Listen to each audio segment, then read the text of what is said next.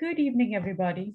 My name is Gitanjali Shahani, and I'm proud to call myself the chair of the English department at San Francisco State University.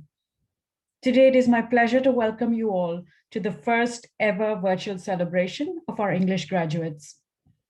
Much has changed since the last time we held this celebration, when our small English department lounge somehow expanded to embrace many hundreds of deliriously happy students, their proud families, and their brilliant faculty mentors.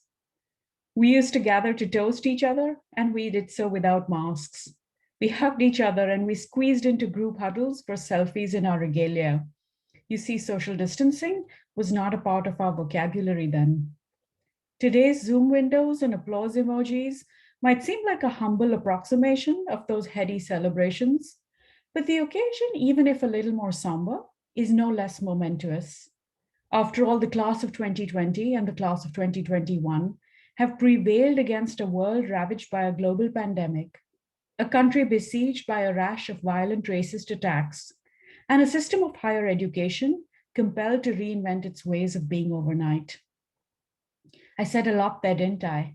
And yet the operative word there was prevailed. Yes, graduates of the English department, you prevailed. And you did so with a kind of fortitude that must be honored and celebrated here today. Indeed, today's event is dedicated to that fortitude and that resilience in the face of seemingly insurmountable obstacles. Even as I speak, I'd like you to think of how you mustered the strength to do it. Think back to that and revel in the present, knowing what you have had to endure to be here. For me, that strength has often come from a story my mother liked to share with me well before I knew the odds I would be up against. And because I'm a literature professor first, and because I was reared on the power of stories, I will share this one with you as you think back to the moment when you learned about the challenges that lay ahead and the strength you would need to overcome these.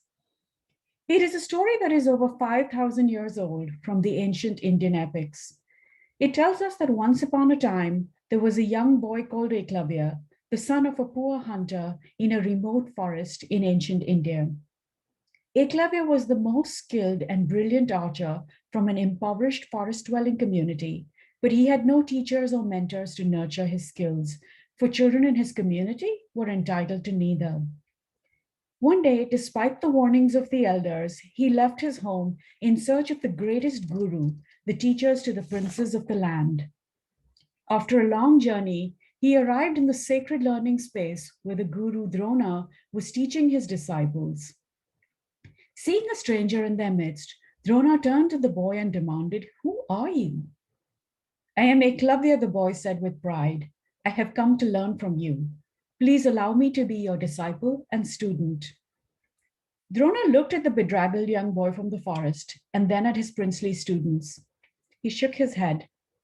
"I cannot teach one from your caste, Eklavya. I am an upper caste teacher of princes."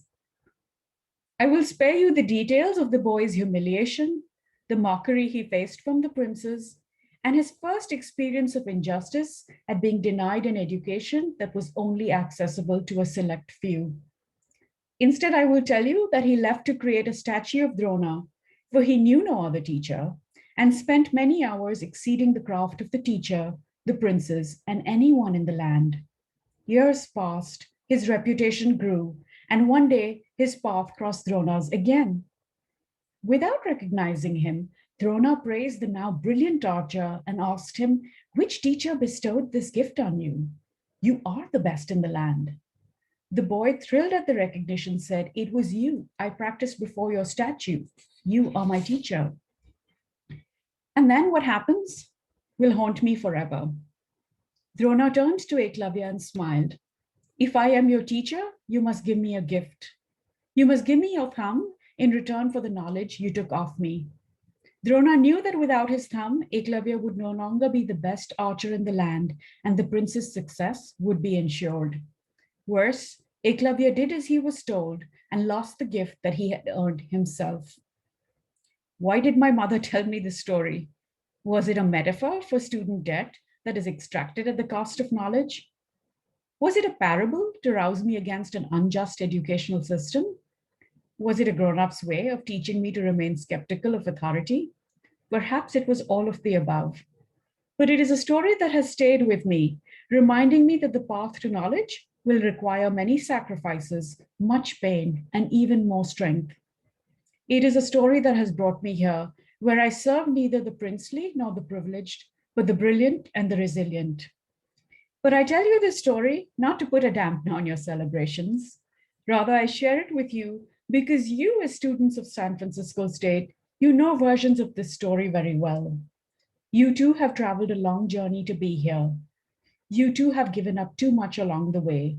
You too have fought hard for an educational system that believes in you, that educates you to speak out against the injustices that you have endured, and that empowers you to do the same for others in your communities. I will leave you with a final thought. In some versions of the story, Eklavya, even after losing his thumb, prevails against the princes, relearns his skills, and becomes a better archer than ever before. I know you will prevail too, and I hope you will help many to do the same, whatever your path. Thank you and congratulations. I will now hand over the virtual podium to our distinguished graduates. We will hear from Satomi Abe, a graduate from our MA TESOL program, Chloe Donnelly, a graduate from our MA Linguistics program, Katrina Shea, a graduate from our BA English Education program, and Courtney Sadowski, a graduate from our BA Linguistics program. We will then hear from our program coordinators who lead our graduate and undergraduate programs here in the English department with their own brilliant and unique vision and commitment. We will end, as we always do, with a poem in honor of our graduates. This year, Professor Michael Krasny, who many of you know as the voice of KQED's forum, reads from Ralph Waldo Emerson's What is Success? Our department will have the privilege of this familiar, sonorous radio voice one last time, as Professor Krasny bids us, his students, and San Francisco State University farewell after nearly half a century of teaching. Thank you, Professor Krasny, and thank you all for joining us. I wish you all much joy in all that lies ahead.